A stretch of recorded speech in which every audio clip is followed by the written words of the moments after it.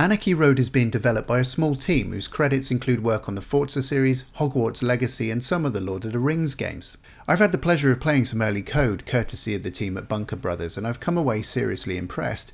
Unlike traditional arcade races, and possibly more in line with Atari's upcoming Fatal Run 2089 remake, Anarchy Road asks you to run a huge variety of point-to-point gauntlets, packed full of obstacles, enemies and explosions, and all as quickly as possible. Using a variety of different vehicles, you'll fire back with guns and missiles of your own, choosing from several different shortcuts and picking up hidden collectibles along the way. And then you'll face time challenges to defeat giant bosses, including 10-story high multi-face skull death machine things. It's all brilliant, fluid fun, and it could be just a shot in the arm arcade racing and vehicle combat needs. While the game is only on PC initially, the devs have confirmed that console releases will follow. Keep your eye out for this one.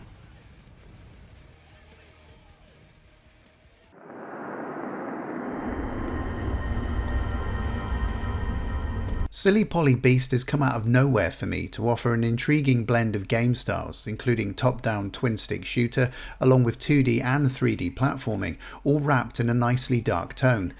The gunplay and world building looks solid enough at this stage, but will the devs have spread themselves too thin by switching to too many playstyles? We don't have long to find out. Silly Polly Beast is released on PC and just about everything except Switch on the 28th of October 2025, and you can check out the demo that's available now on Steam.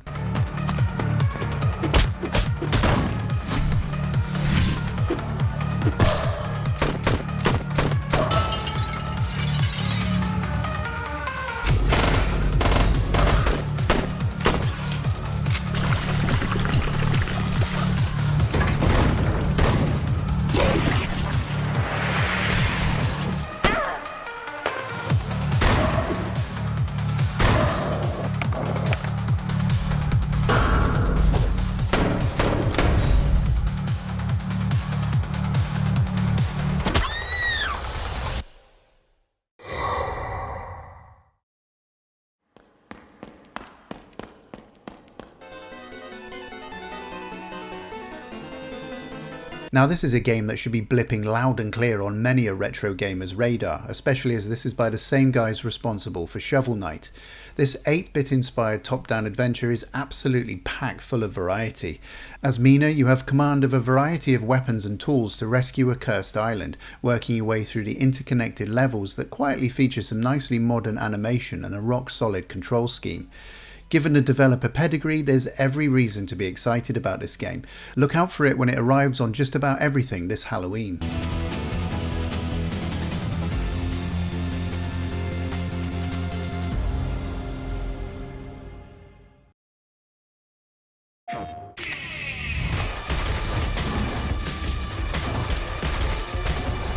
Beneath looks like a refreshingly bombastic and straightforward shooter with a comparatively unusual underwater setting. The psychological horror story and a variety of weird and wonderful enemies reminds me of another decent indie shooter, Trepang 2, which I covered a little while back, and the impactful gunplay definitely looks on point in this early build. If you're tired of getting seen off online in Battlefield and Call of Duty, it might be worth pivoting to this single player experience and letting loose with a few shotgun shells come the end of October 2025.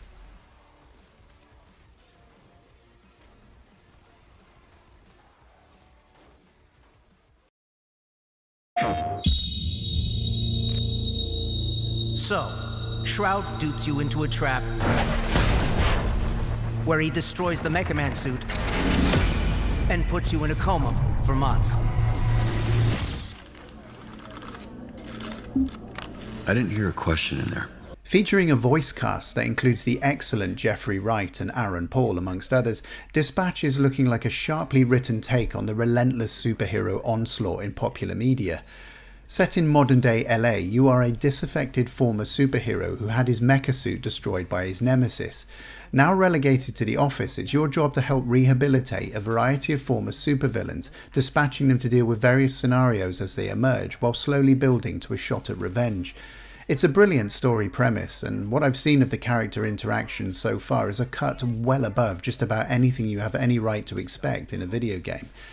Dispatch will feature 8 unique story episodes, with 2 being released at a time every week from the 22nd of October 2025. If the player interaction is engaging enough beyond the excellent script and artwork, this could prove to be something very special indeed. Kill Shroud. I'm flying blind, can't see anything. Busy, look out! You want to get people hurt? Get people killed? A real hero puts their ass on the line. Come on! Just be careful, kid. The answers are out there if you just listen to the wind.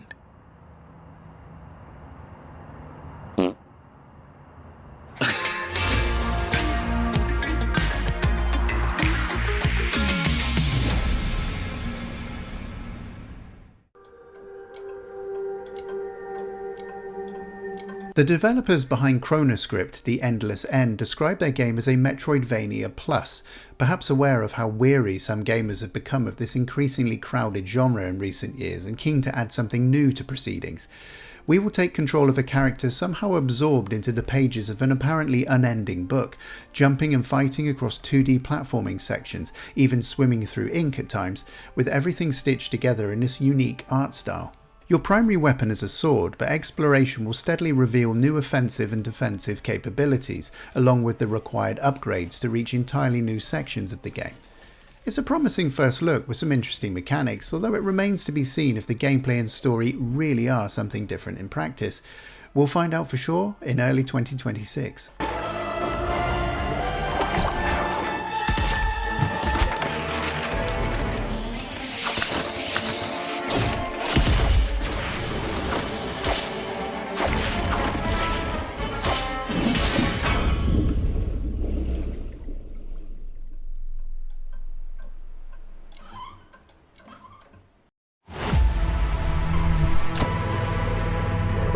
They left me with nothing.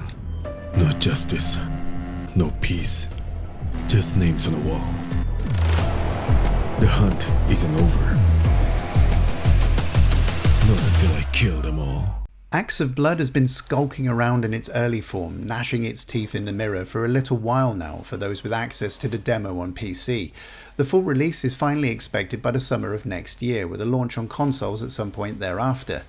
What we have here is something between Sifu and the widely underrated Sleeping Dogs, with the overwhelming emphasis on beating the living piss out of everyone you encounter before matching up against powerful end-of-level bosses.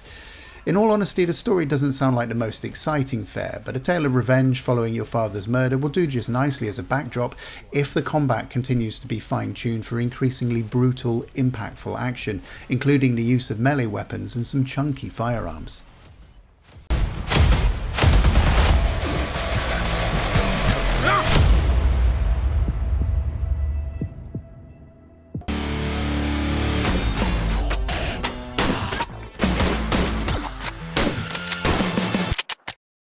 I have to admit, I've never really been that interested in rhythm action games, but if there's one game that stands a chance of turning that around, it's BPM Bitcrushed.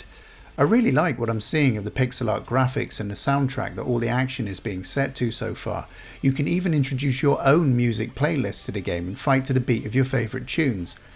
BPM Bitcrushed is a procedurally generated roguelike full of powerful weapons and abilities to unlock, and while some might find it strange to be shooting, jumping or dodging to a beat, I'm definitely going to be giving this a chance when it releases at some point in 2026.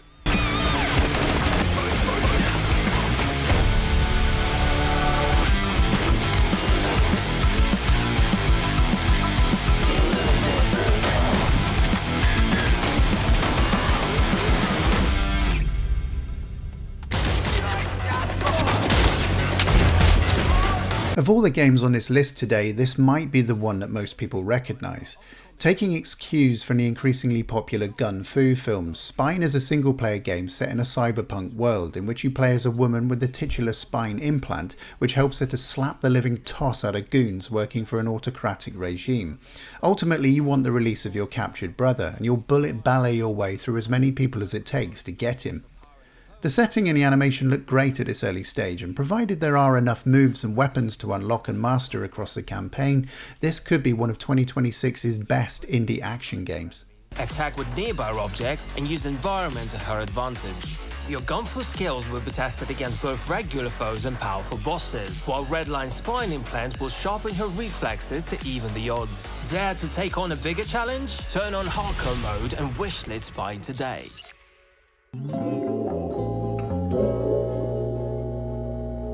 Finally for today, and with so many games being accused of having unoriginal stories, how about this? In Morsels you play as a mouse that meets a sentient fatberg in the sewer who teaches you how to morph into different forms and take on a band of evil cats.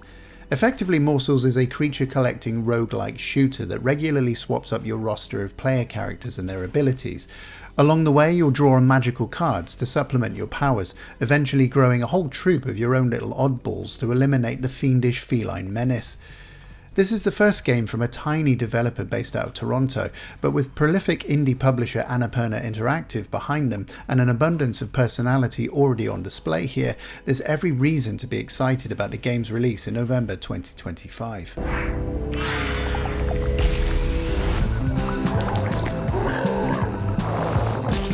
Let us know what indie games you're looking forward to in the comments, and please drop me a like if you wouldn't mind. I'll be back with plenty more games, new and old, very soon. Enjoy your gaming. Cheers for now.